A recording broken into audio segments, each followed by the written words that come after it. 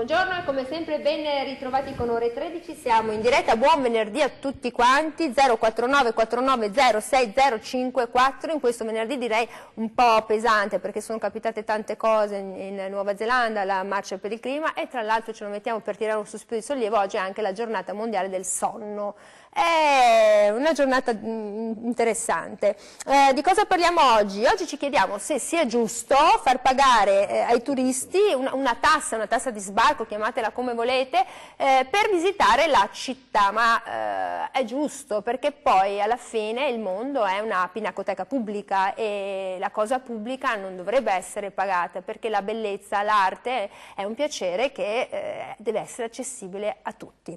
Ne parliamo con, ho il piacere di avere in studio con noi il nostro direttore Luigi Baciali, direttore di Media Nord-Est. Benvenuto direttore. Ciao Daniela. Veneziano doc praticamente. Doc, insomma, di adozione. Poi abbiamo il piacere di avere in studio con noi Alex Bazzaro, deputato della Lega. Lei è veneziano? Sì, di terraferma. Faccia outing. No, orgogliosamente veneziano di terraferma. Di terraferma. E lei è piacere di avere in studio con noi Tommaso Cacciari, comitato Grandi Navi. Anche lei è veneziano di terra, di isola? Di acqua. Di acqua. Orgogliosamente veneziano di isola. Di isola. C'è differenza fra chi è in isola e chi è in terraferma?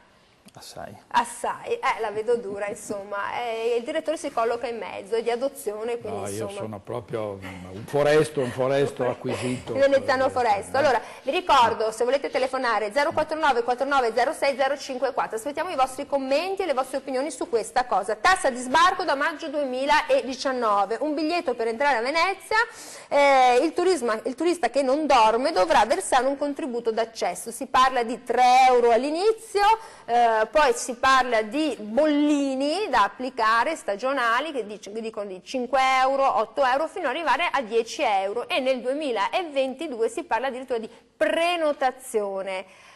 Direttore, ma com'è possibile? Cosa dice lei? Io sono d'accordo sul fatto che debbano essere limitati in qualsiasi modo i flussi, cioè non è possibile che una città come delicata e fragile come Venezia sia invasa da 30 milioni di visitatori l'anno che arrivano soprattutto in San Marco e il più delle volte è un turismo mordi e fuggi perché dormono fuori, non sempre stanno negli alberghi cittadini, per cui io credo che essenzialmente bisogna occuparsi di questo e uno dei sistemi è quello di far pagare chi viene in un museo a cielo aperto, cioè Venezia è una città straordinariamente ricca di storia e di cultura, non è che si può arrivare a Venezia come si può andare in una qualsiasi località turistica. Chi viene a Venezia deve, secondo me, pagare, non dico pagare un biglietto, ma insomma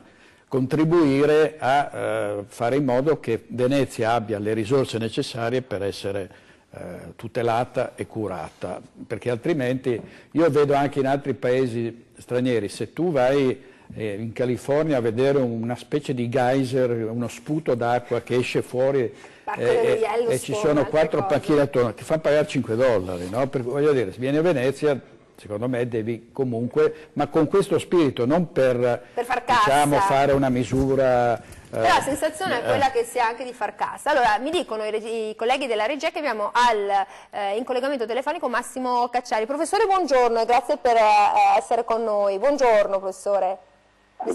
Buongiorno. Senta, professore, noi stiamo discutendo di questa decisione, di questa tassa. Guardi, non mi interessa niente. Non le interessa? Ma lei cosa dice? Zero. Venezia, secondo lei, è una città che deve essere fruibile? È una colossale bufala, è evidente che non sarà possibile far pagare il biglietto, dove lo fanno pagare?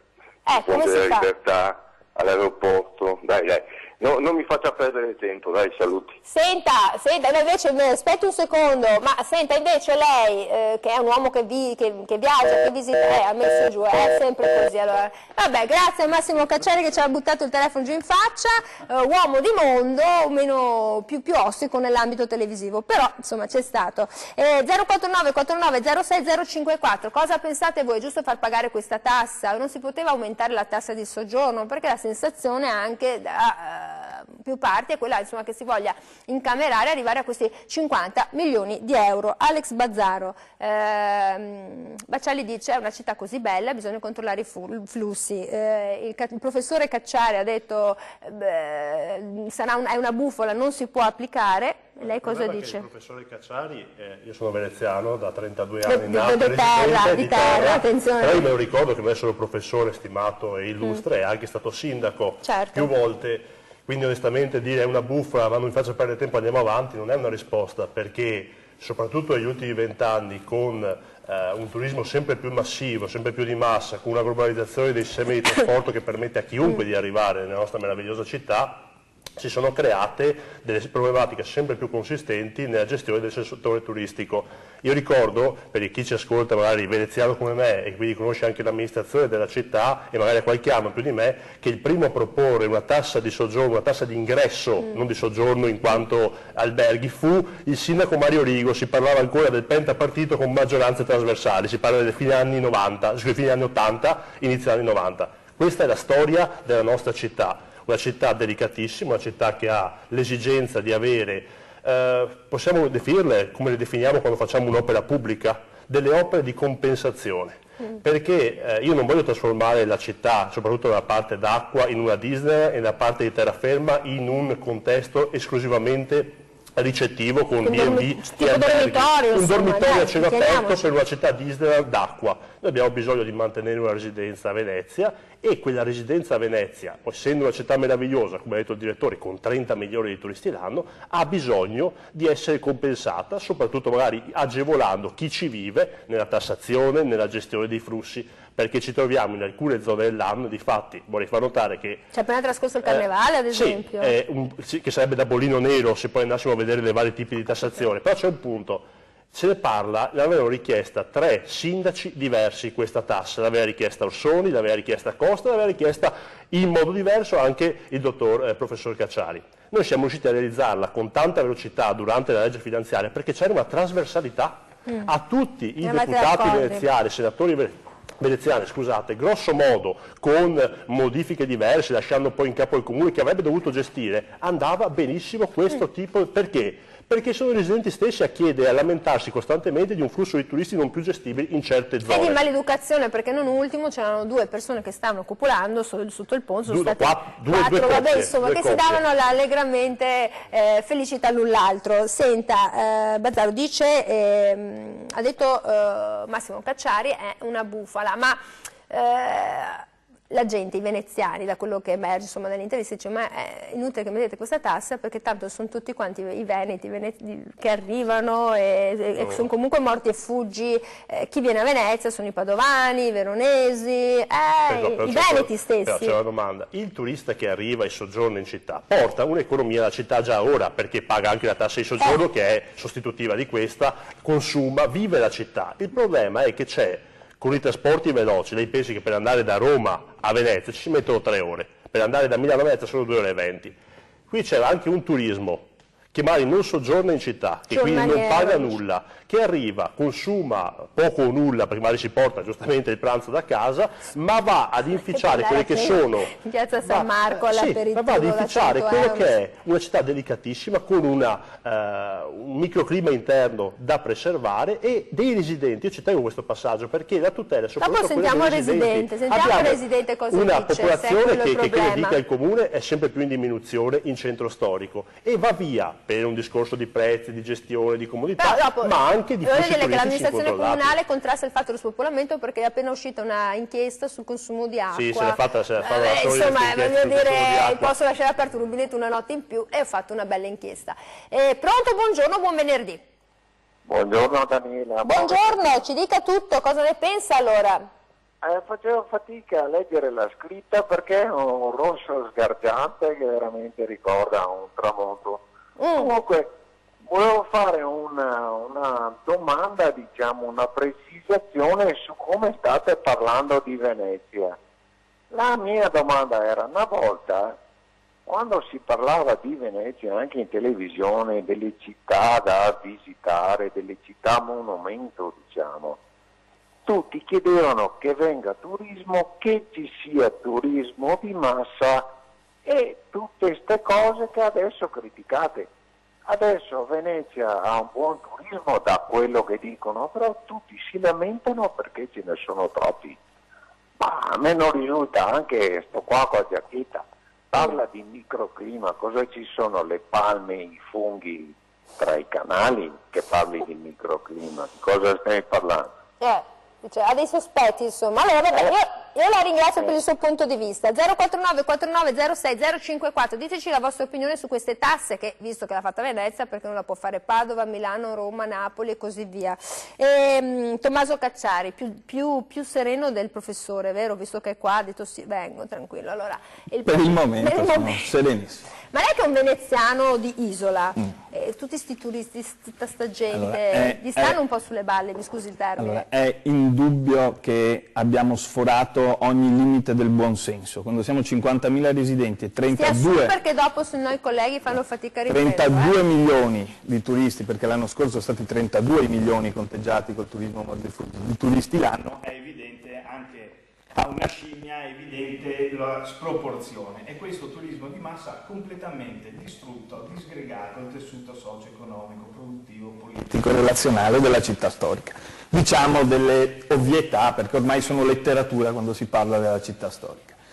Questa questione della tassa, io non so se riusciranno mai ad applicarla, non è un mio problema, nel senso non sono amministratore, non mi sono inventato questo capolavoro, come faranno ad applicarla sarà un problema loro, ma quello che è grave di questa questione è che è indubbio che serva introdurre il concetto di limite nel turismo, ma questa tassa, il biglietto, così come quell'altro capolavoro di scemenza dei tornelli, non hanno nulla a che fare con il regolamento del flusso. I tornelli non hanno regolato niente. Però dice non toglieranno nulla, perché tanto pago 10 euro, vengo lo stesso. Appunto, ma cosa c'entra con l'educazione mettere una tassa? Perché se quello pagava 5 euro per entrare a Venezia era più educato, non c'entra nulla, non c'entra niente.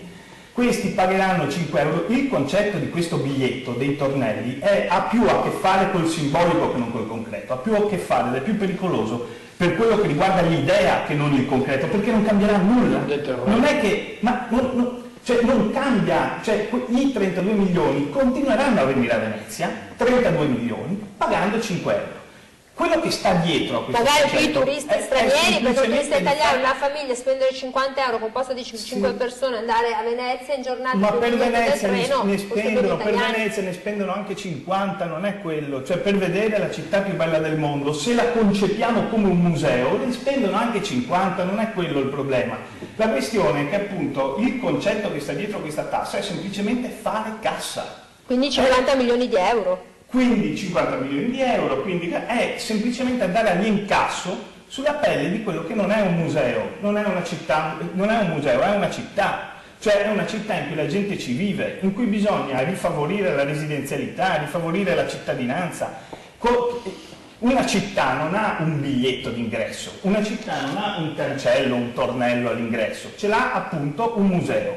Quello che è alla base di questa questione... Vada, perché noi siamo... Quello che sta alla base di questo dibattito viziato è se noi concepiamo Venezia come una città abitata da dei cittadini oppure come un museo per cui i cittadini sono un fastidio, quindi meglio mandarli via, ed è lo stesso concetto che l'amministrazione comunale ha applicato a Airbnb. Airbnb è un disastro in Europa.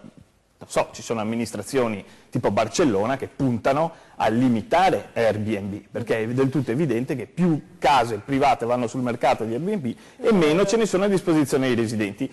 Ormai è così nel mondo. Lei suppone che ci sia una regia occulta che vuole trasformare... No, non è una regia, non è una regia occulta, è semplicemente un'idea di questa cosa. Airbnb è venuto a Venezia, l'amministrazione comunale cosa gli ha detto? Mica gli ha detto potete affittare 2500 case perché il resto sono per i veneziani, gli ha chiesto dammi 3 euro. Come quella gente fa carità fuori dal supermercato. Vabbè, fanno cassa. È semplicemente andare all'incasso. E allora, io devo andare invece in pubblicità, 049 49 06 054, siamo qui, diteci la vostra opinione, vi aspettiamo dopo.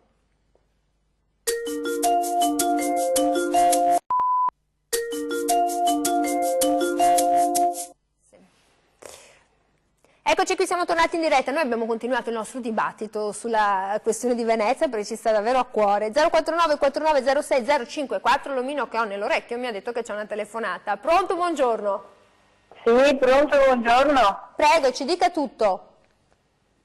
Davvero tutto, grazie. Guardi, può dire tutto quello che vuole nei limiti della Costituzione. Prima di tutto vi saluto cordialmente. Ecco. Allora, uno per il dottor Baccialli che sul fatto che ho sentito che ha detto che è molto colpito e poi arrivo all'altro discorso, che è molto colpito dal fatto che i lupi sbranino per sopravvivere alcuni animali.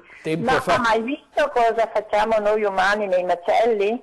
Perché non mandate in onda anche quello che viene fatto nei macelli? E mi ricollego perché il fatto degli allevamenti incide per il 30% dell'inquinamento totale, che è moltissimo il 30%, e mi ricollego adesso a Venezia.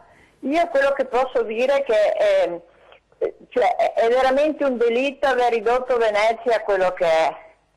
Ascoltiamo naturalmente i tornelli eccetera eccetera, non piacciono, non vanno. Chiedo al signor Tommaso Cacciari, che sicuramente avrà le risposte giuste per far tornare Venezia a quello che merita, se non in maniera totale ma almeno in maniera parziale, perché così come è ridotta avanti tutta mi sembra che sia veramente un'offesa. E oggi che è giusto la giornata mondiale dell'ambiente, per ambiente dobbiamo considerare tutto, ecco. E di conseguenza la mia risposta è: fate qualcosa, che venga fatto qualcosa, perché così stiamo distruggendo tutto. Grazie. Possiamo cominciare magari a mangiare da domani pasta e fagioli, non più animali, che l'inquinamento... Vabbè, insomma, però dopo ci sono quelli che dicono che per coltivare la soia, i legumi vengono spesi soldi, acqua, è tutta, bisognerebbe essere equilibrati, usare il buon senso. Allora, Baccialli, i nostri telespettatori sono terribilmente attenti. No, ma siamo tornati ai lupi, che era una vecchia polemica di qualche tempo fa. Io tra l'altro so benissimo cosa avviene nei macelli, perché ho una figlia vegana. E quindi è una tragedia non avere una figlia vegana? Ma non so, io rispetto tutte le tendenze, le opinioni, per cui se lei vuole essere vegana, ma è vegana proprio convinta, radicale. Non quindi usa le scarpe di pezzo? Assolutamente, non c'è pericolo, non c'è pelle che tenga. Però le coppelle sì, però io dico, tutti i vegani usano le coppelle, ma le coppelle è fatta col petrolio. Sì, no, ma neanche quello, cioè proprio, infatti è una vita difficile, devo dire. Comunque mi mostra sempre le immagini e le mandano anche su Facebook spesso di quello che avviene nei macelli, ed è ovviamente certamente impressionante. Ma a parte questo, se andiamo fuori tema. Ecco, per Venezia dice bisogna fare qualcosa, perché... Ma per esempio, e questo è un altro tema, nella fase della politica, secondo me, della non decisione o dello slittamento delle decisioni. Oggi il sindaco Brugnaro, oltre a comunicare che il ticket parte non da maggio ma probabilmente da giugno o da luglio, perché ci sono problemi col software proprio per trattenere questi soldi dai biglietti, insomma stanno lavorando su questo e sono in ritardo. Ha detto che il ministro Toninelli ancora una volta non decide sulle grandi navi, no? Qui c'è Cacciari che di grandi navi si occupa. Voglio dire, allora, sono 30 anni che si parla del Mose, che è lì abbandonato, non si sa bene. Le grandi navi. Le grandi navi, cioè è diciamo il simbolo della politica che fa dei grandi incompiuti o comunque dei grandi slittamenti. Queste grandi navi, premesso che io sono d'accordo non farle arrivare più nel canale della Giudecca, nel bacino San Marco, ma vogliamo decidere, visto che comunque ci sono 5.000 posti e le grandi navi non possono essere cancellate, facciamo questo porto offshore come qualcuno propone, le mandiamo non più alla marittima ma nelle banchine del defunto petrolchimico, dove si potrebbe... bisogna parlare... appunto, dico, non bisogna parlare con Marcato in questo caso. Hanno fatto ipotesi con canale dei petroli da utilizzare, poi però scavando il Vittorio Emanuele, facendo altro, cose che devasterebbero la laguna, perché ma non c'è bisogno che venga scavata, è peggio è. Appunto, ma il canale Vettroli è già lì, al limite, dico, se le vuoi fare arrivare a Marghera, ma vogliono decidere o vogliono continuare a sviluppare? La palla passa alla politica. Tra l'altro, scusa, aggiungo una cosa sulle grandi navi di cui si parla poco ed è secondo me gravissima. Venezia è l'unico porto in cui non ci sono generatori a terra, per cui queste grandi navi tengono i motori accesi tutto il giorno e tutta notte per alimentare, per le luci eccetera. Dopodiché i veneziani sono i più inquinati nel mondo. Uno dice vado a Venezia perché sai le isole, l'aria, e si trova in una specie di Los Angeles. Cioè, anche questo, vogliamo decidere se mettere questi affari a terra oppure no? Allora, le domande sono tante. Allora, 049 49 06 054, voi come la pensate su questi ticket, su come vengono gestite, su come viene gestita la città di Venezia, in previsione anche di dover pagare questo biglietto d'accesso per tutelarla e per frenare in un certo modo il turismo. Allora, i problemi su Venezia sono tanti, ce li ha sollevati anche il direttore Baciali, Alex Bazzaro, e effettivamente non è un problema semplice neanche quello delle grandi navi, perché ne arrivano 6-7 ogni fine settimana, scaricano tra i 3.000 e i 4.000 individui che vanno ad assommarsi a questa città così fragile. E poi c'è il problema appunto solo del moto ondoso, c'è il problema del rifornimento, sono tanti problemi. Li risolvete o no? Voi che siete quelli veloci? Io penso che la cosa più sbagliata da propinare ai cittadini sia che esistano soluzioni facili a problemi complessi.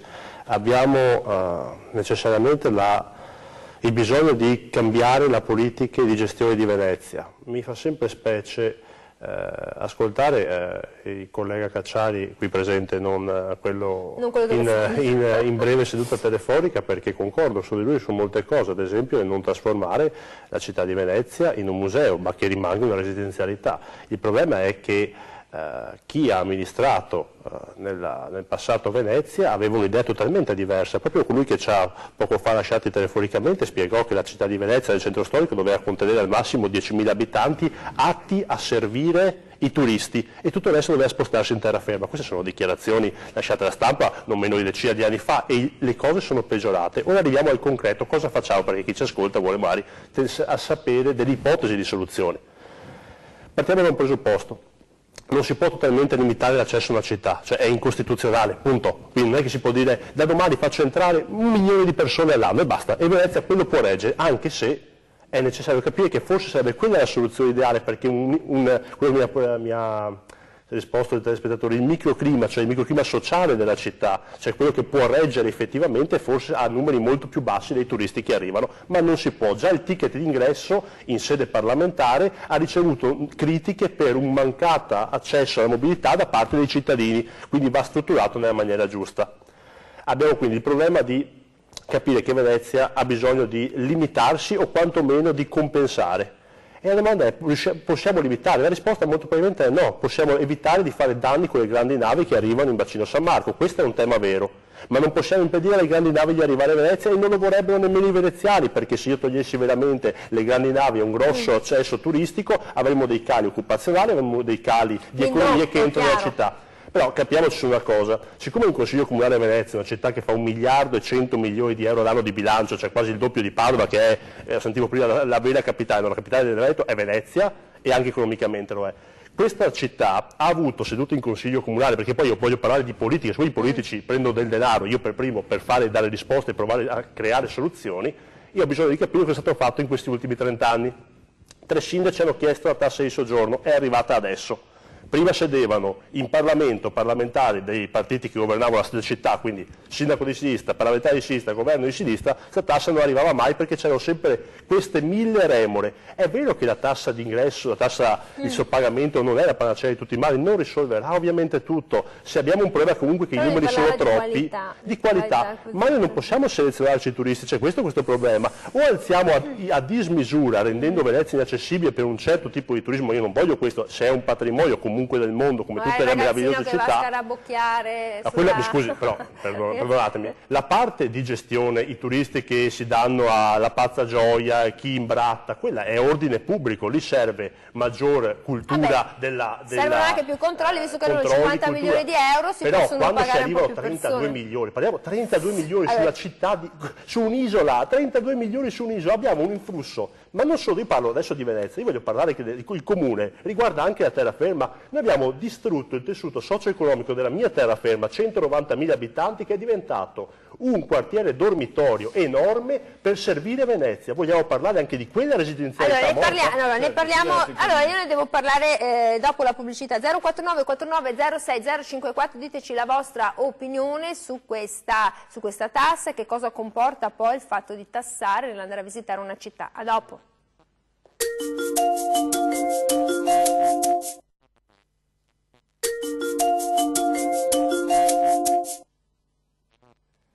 Eccoci qui, siamo tornati in diretta. 049 49 06 054. Cosa pensate sul concetto di tassare per vedere una città? E in questo caso parliamo di Venezia, perché Venezia è un museo a cielo aperto, è una delle città, una delle meraviglie da vedere nel mondo, però ha tanti problemi, e riuscirà una tassa a risolverli? Riuscirà a risolvere il problema dei flussi? Non lo sappiamo.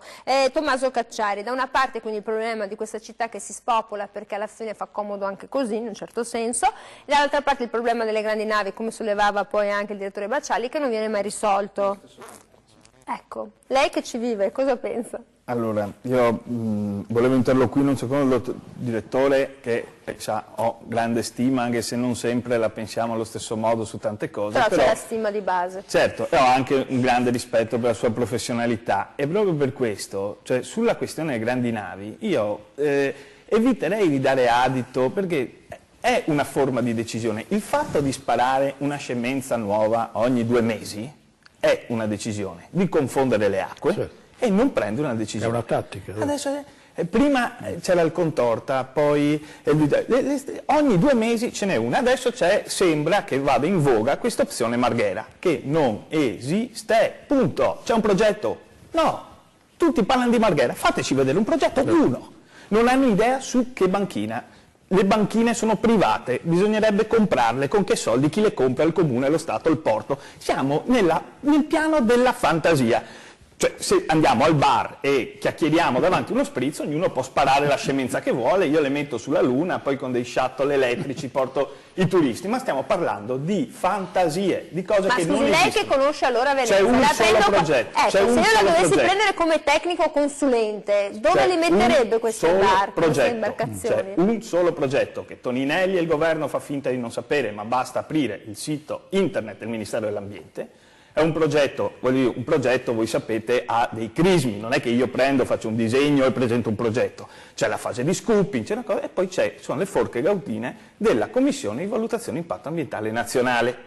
Un progetto esiste e un progetto ha passato la valutazione di impatto ambientale positiva, ed è un progetto di dei signori, che è una multinazionale che di mestiere fa porti nel mondo, cioè non sono io che me lo invento con la carta riciclata, cioè c'è una società che di mestiere, il suo mestiere fa porti nel mondo, che ha fatto un progetto di porto offshore, alle bocche di porto del Lido. Si chiama Cruise 2.0, Venice Cruise 2.0.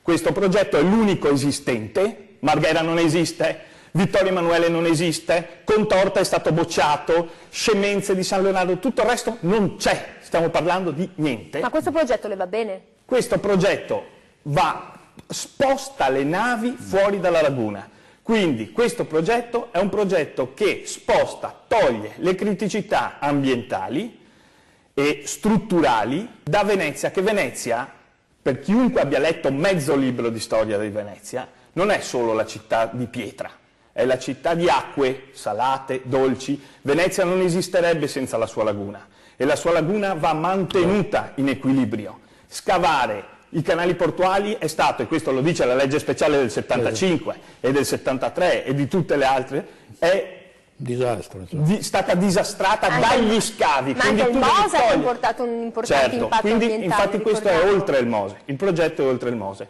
Allora spostare le navi verso il mare, tra l'altro, è l'unica soluzione per mantenere il crocierismo. Perché il porto di Miami, che non è esattamente gestito dai collettivi radicali e ambientalisti, sposta le navi fuori, verso il mare, così fa Barcellona, così fanno tutti, così fa l'Alaska, così stanno facendo tutti. Perché? Perché il gigantismo navale, ahimè, che credo sia un dramma antropologico, sta crescendo, è in crescita. Non lo fermo io, non lo ferma Toninelli, non lo ferma nessuno. Quindi se un porto vuole attrezzarsi per accogliere le navi di futura generazione, deve spostarle verso il mare, fuori, perché non esiste più un porto tradizionale che sappia accogliere le nuove ammiraglie dell'MSC della costa. Quindi se ci fosse una visione... E di tanti altri vettori, perché poi dopo mi fa tutti sti nomi, di tanti... Ma io faccio i nomi e cognomi e sono abituato così. E di tutti i vettori che ci saranno in futuro e in passato. Ma questo il problema di Venezia qual è? E ancora caschiamo.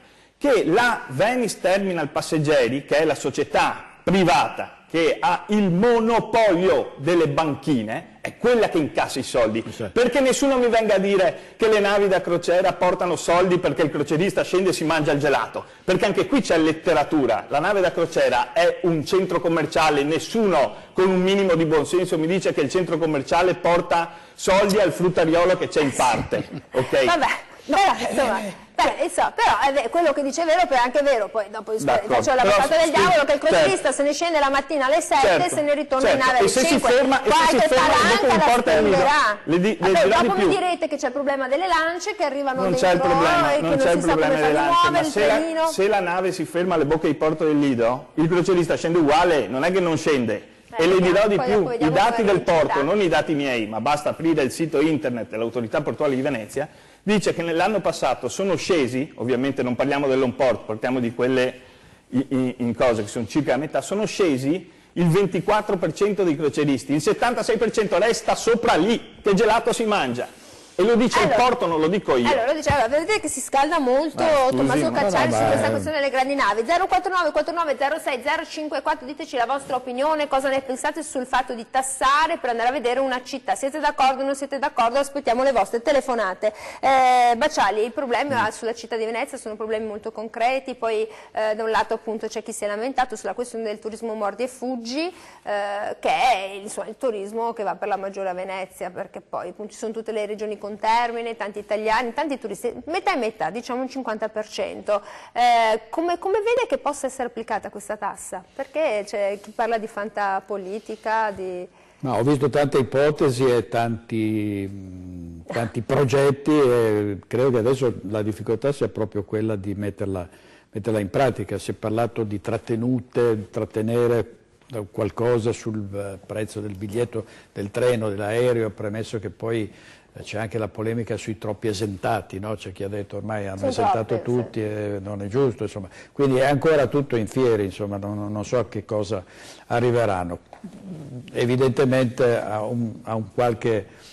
una qualche soluzione approveranno, però volevo dire, io sono d'accordo sul mandare le navi, le grandi navi, senza abolirle, perché non è possibile fuori dalla laguna e lì alle bocche di porto, insomma, oltre il Mose, insomma, se fosse possibile, però appunto che lo decidano, cioè sono 30 anni che si palleggiano progetti più o meno così irrealizzabili o comunque non definiti, cioè prendano una decisione, cioè ormai qui non... E che si costruisca questa cosa, se c'è da costruire, oppure... Cioè, anche sul Mose, no? Adesso io ho sempre pensato che Venezia andasse difesa in qualche modo, il Mose non è certamente la soluzione ideale, però dico, è stato costruito al 95%, hanno speso 5 miliardi, ma lo vogliamo finire già che ci siamo per vedere se poi funziona? Non può finire. Ma perché no? Non può finire perché è stato pensato per non essere finito. Io devo prendere la telefonata, io vi dico solo che abbiamo fatto una bella trasmissione sul Mose, c'è il professor Dal Paus, il quale ha detto una volta che sarà finito servirà probabilmente forse per 10 anni, se sono tanti, alla faccia della marcia di Greta e di tutti i suoi amici ragazzi che oggi hanno marciato. Pronto? Buongiorno. Buongiorno, sono Giusy. Buongiorno Giusy, ci dica tutto. Volevo sapere una cosa, allora tutte quelle navi da crociera e quelle di turismo che vanno in Grecia, da Venezia vanno in Grecia, che io da anni che vado con quelle navi lì greche. Volevo sapere una cosa, dove vanno tutti gli scarti alimentari di 2000 persone che ci sono sulle navi? Metti anche a 1000 persone, 1500 che arrivano qui ogni settimana a Venezia. Hanno un depuratore fognario con scatolame, lavanderia. Cioè si chiede dove va tutta la roba che mangiate, i liquami, le produzioni, le acque bianche. Mica tutti qua a terraferma da noi, voglio dire questo. Si scarica la Venezia quando arriva. Dico anche questo. Vabbè, è come purtroppo la questione dei vici igienici, no? Esatto, non so se li portano tutti in terraferma qui a Venezia quando arrivano, dice. Questo volevo chiedere, perché abbiamo già i nostri, insomma. E se c'è un depuratore sulla nave, ma dopo l'acqua dove va? Dove va l'acqua? Dove va l'acqua del depuratore? No. Insomma non credo che la mollano in acqua. Allora, signora Giusi, io le faccio dare una risposta tecnica per quanto possibile sensata dopo la pubblicità. Pensavo, quando ho parlato Tommaso Cacciari, che mi è capitato di vedere il porto di Smirne costruito apposta per l'accoglimento delle grandi navi, questo mega posto, perché poi da lì ti puoi muovere e andare a vedere altri posti della Turchia, forse insomma, quello era un po'... ma è un mostro, un ecomostro quello da vedere. Torniamo dopo la pubblicità. 049 49 0605 con questo mistero di dove vanno le acque bianche, le acque nere, dopo la pubblicità.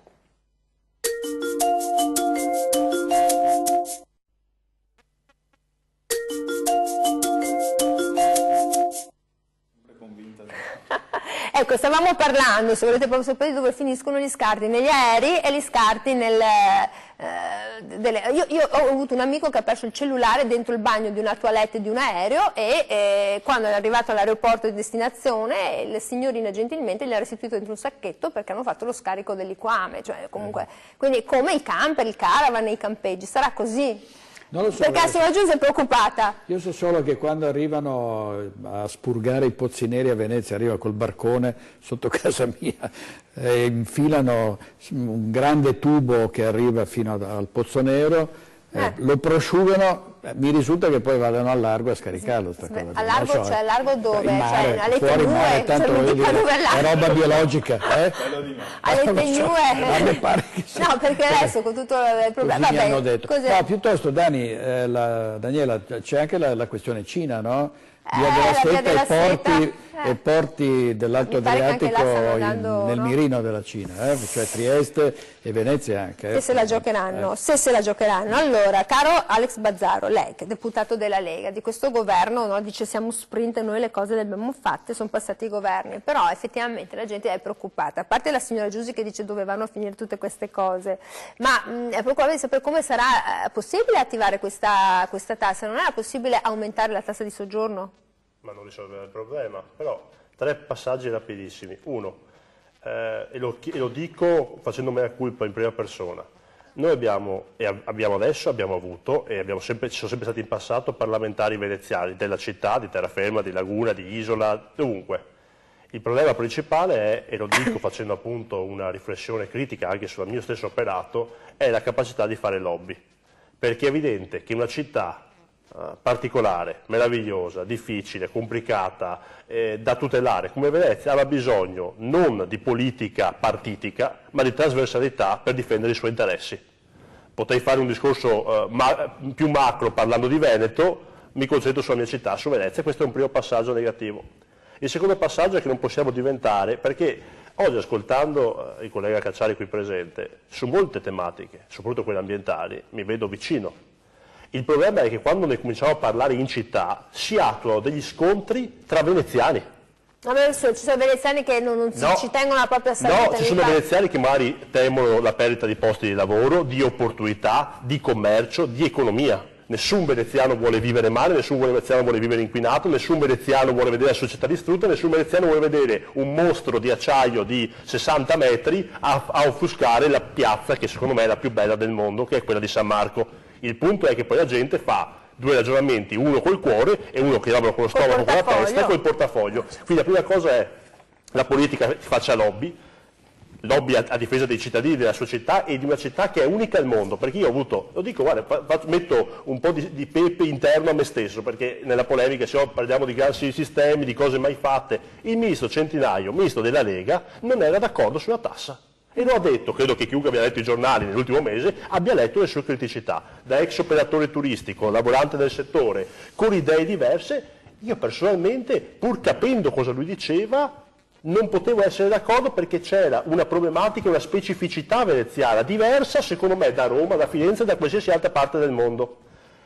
Parliamo però di una cosa... E i romani metterebbero la tassa sulle manifestazioni, così la gente si scoccerebbe basta. Posso dire, ogni città, io credo, poi io sono un federalista convinto. I romani manifestano, quelli dell'arte manifestano, i fornai manifestano, il consolaio. Il compito del governo centrale sia quello di legiferare sui massimi sistemi, permettendo poi alle amministrazioni di autodeterminarsi. Onestamente, siccome c'è un sindaco che dice di saper far tutto, noi siamo tutti in attesa che lui, dato che è in capo all'amministrazione comunale, partorisca la gestione della tassa. Adesso è all'estero, non può. Lui adesso non so dove sia, non mi interessa gli spostamenti di Polignano. Io gli chiedo questo, siccome il sindaco di Venezia, come i suoi predecessori, aveva detto dateci la possibilità di mettere una tassa di sbarco, eccola qui.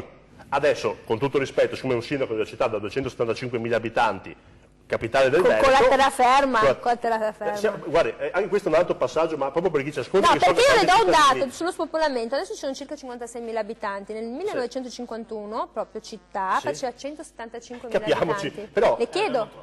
Fin tanto che rimaniamo un comune unico, fin tanto... Però, l'ultimo passaggio poi lascio parlare.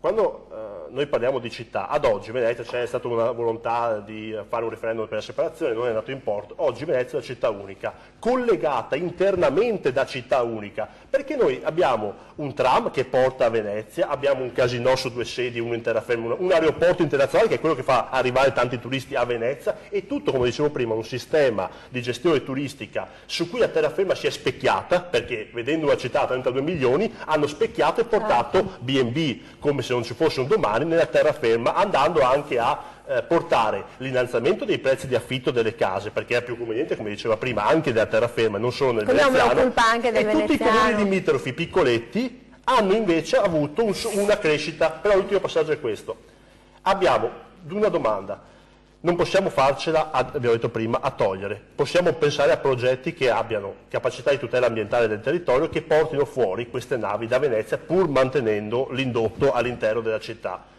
Una città che ha tante Venezie, quella di terraferma, delle isole e della città del centro storico. Però dobbiamo anche arrivare a dirci una cosa: Venezia non può dire no a tutto, perché l'amministrazione, perché oggi scopriamo, e io sono d'accordissimo, che esistono delle lobby, e buongiorno, che la mia città, una città così ricca, abbia delle lobby, che bloccano da un lato e dall'altro sempre qualcosa.